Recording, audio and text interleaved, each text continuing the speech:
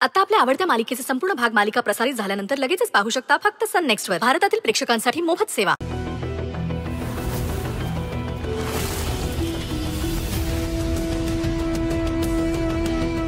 अंजली,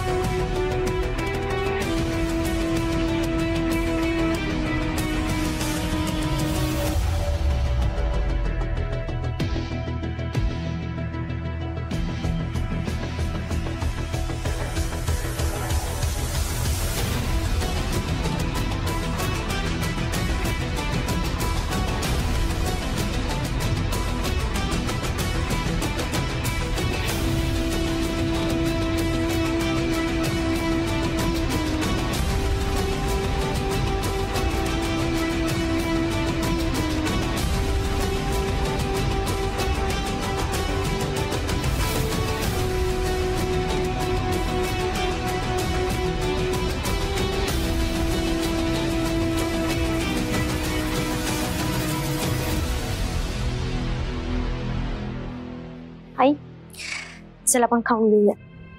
तू खा, मला नकोय काही. आई दुसरे चुकतात त्याची शिक्षा आपण कधी स्वतःला करून घ्यायची नसते. त्यांच्यासाठी आपण का उपाशी राहायचं? सई जाऊ दे ना, आता नकोत वाद. आई अगं आता वाद होणारच नाहीयेत, त्यामुळे वाद वाढवायचा प्रश्नच नाहीयेत. म्हणजे कारण वाद वाढायला आपण या घरात राहणारच नाही आहोत. काय बोलते सई? आपण आजच पुण्याला निघतोय. काय? हो आई, कारण तुला जो त्रास होतोय तो मला बघवत नाही, त्यामुळे आपण पुण्याला निघतोय. अगं पण आई माझा निर्णय झालाय आणि आपण दोघी सोबत निघतोय.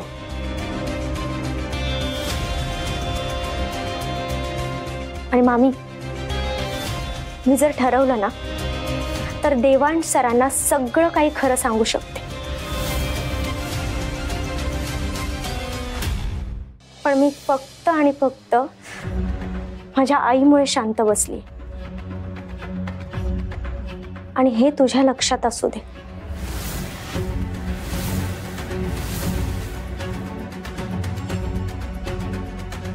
आई आतमध्ये बसून नाश्ता करूया. चल.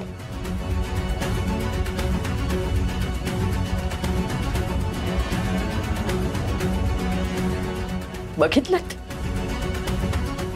तुमची भाची कशी तार तार बोलत गेली ते. तुम्ही नका काही बोलू, तुम्ही मूग घेऊन गप्पा बसा. पाहिलं ना मी सई काय बोलली, तू आणि अंजली काय बोललात, सगळं पाहिलंय मी.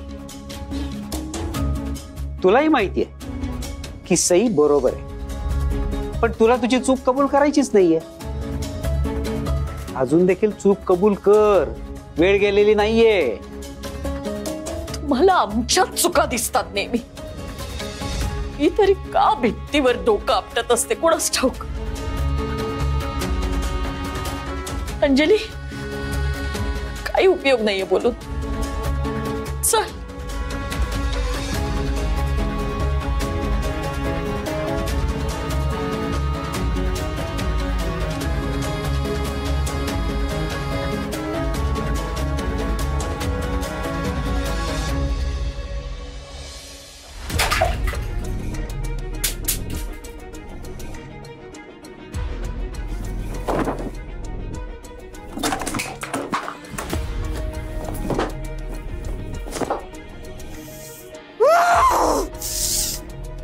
संताप होतोय ना, इतका संताप होतोय मग असं वाटतं काहीतरी घेऊन त्या सईच्या तर डोक्यातच आपटून टाकावं.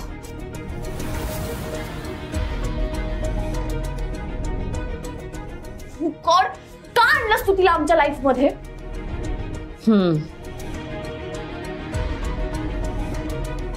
ती राहते आपल्याच घरात आणि आपल्यावर शायनिंग मारून दाखवते. आणि आज तिने मला एसीला कानाखाली मारली. इतकी हिंमत तिची.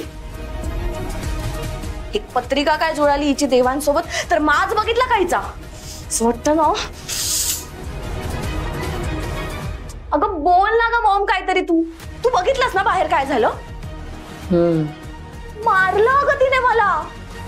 आणि मला तिच्यासाठी चहा वगैरे ओतून आणून द्यावा लागला. आणि आता ती घर सोडून जायच्या गोष्टी करते. ती गेली ना तर सगळा प्रॉब्लेम होईल. मी नाही करणार माझ्या लग्नात काही कामं.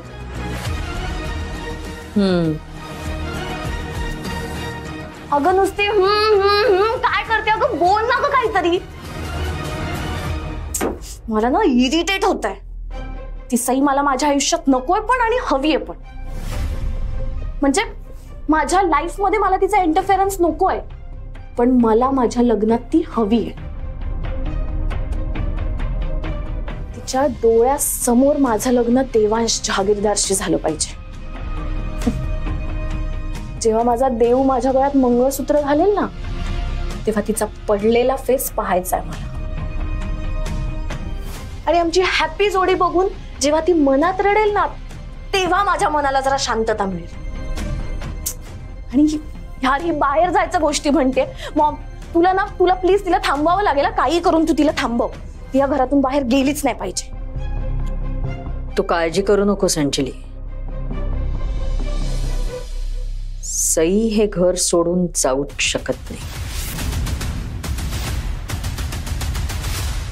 आई ऐक ना, सोड ना प्लीज माझं ऐक. सई तू सोड बरं. प्लीज ऐक ना. आई तू सोड. आई प्लीज आई. अगं तू माझं ऐक ना राजा. हे बघ असा तडकाफडकी निर्णय नको घेऊ. सगळं नीट शांतपणे विचार कर. धीरानं घे ना जरा. नाही आई, आता ना बास झालं. खूप सहन केलंय आपण आणि आता पाणी डोक्यावरून चाललंय. त्या दोघी आपल्याला वाटेल ते बोलतात, वाटेल ते ऐकवतात. इतकी वर्ष झाली आपण सहन करतोय ना. मग आता अजून किती दिवस सहन करायचं आणि का. नको आई, ऐक ऐक. मधू मधू तू सांग ना हिला समजावून. माझं ऐकतच नाही. अरे आत्ताच्या आत्ता निघायचं म्हणते पुण्याला. Sai I am sorry. त्या घरामध्ये तुझ्यावरती खूप अन्याय झालाय. तुम्हाला दोघींना खूप काही सहन करावं लागलंय. आणि मी काहीही करू शकत नाही ही बोच माझ्या मनाला सतत असते. पण तुम्ही प्लीज जाऊ नका. तुम्ही गेलात ना तर या घराला काही अर्थच राहणार नाही. आणि मी पण एकटा पडेन. मामा, अरे असं काय बोलतोस तू. उलट तू आमच्यासाठी जे जे केलंयस ना, ते मी शब्दात नाही सांगू शकत.